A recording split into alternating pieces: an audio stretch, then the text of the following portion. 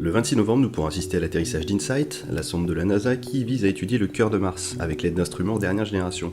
Mais avant même de parvenir à les utiliser, il va falloir surmonter plusieurs défis. Parmi les 14 missions qui visaient la surface de Mars, seuls 8 sont parvenus à destination pour accomplir leur mission. En effet, Mars c'est un peu la bête noire de l'exploration spatiale. Sur 43 missions planifiées, seules 18 furent couronnées de succès.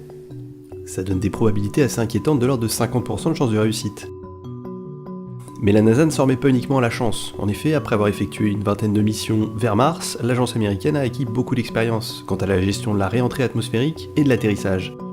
Et il ne faut surtout pas oublier que la plateforme d'InSight a déjà fait ses preuves avec l'atterrissage Phoenix, qui s'est posé avec succès en 2007. C'est en 2017 qu'a été lancée la sonde InSight depuis les États-Unis avec l'aide de la fusée Atlas V. Depuis cette date, la sonde est en transit entre la Terre et Mars sur une trajectoire de transfert.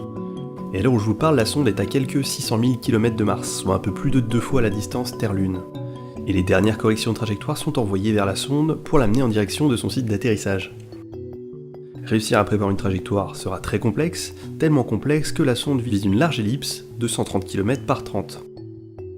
La sonde devra décélérer grâce à l'atmosphère martienne, en effectuant ce qu'on appelle un aérofreinage. Et c'est le bouclier thermique qui se chargera de dissiper la chaleur de la réentrée atmosphérique. Bouclier thermique qui est plus dense qu'habituellement. En effet, la sonde étant prévue pour se poser lors de la saison hivernale, il y a plus de risques de traverser une tempête de sable qu'en saison estivale.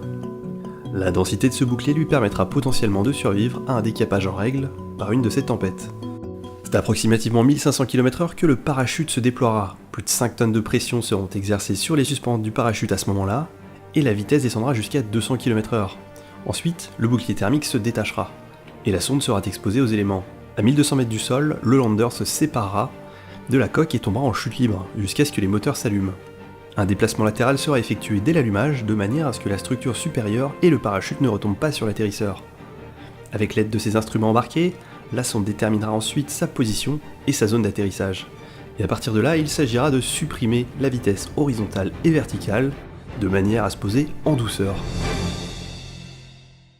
Si la totalité de ces étapes se déroule parfaitement, la mission à proprement parler pourra commencer. L'objectif de cette mission est de déterminer la composition précise de Mars, aussi bien au niveau des roches, qui composent les différentes épaisseurs de la croûte, que de son noyau interne.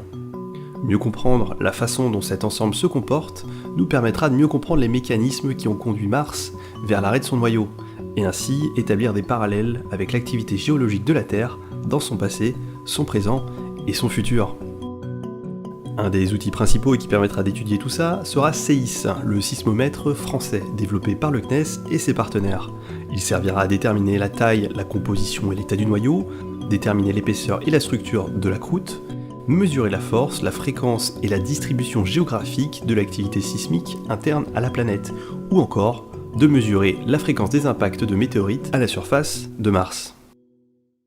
Pour rappel, l'atterrissage aura lieu le 26 novembre. Pour ceux qui le peuvent, je sais pas si les inscriptions sont encore ouvertes, mais il est possible de se rendre à la Cité de l'Espace à Toulouse.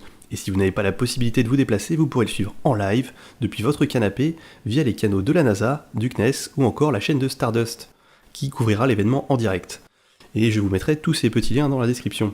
Cependant, ne vous attendez pas à voir des images dans l'immédiat. La bande passante sera monopolisée par la télémétrie, et c'est surtout grâce à elle que nous aurons des informations sur la santé de l'atterrisseur. J'espère que cet épisode vous a plu, je vous invite à regarder l'atterrissage le 26 novembre, et nous on se dit à la prochaine.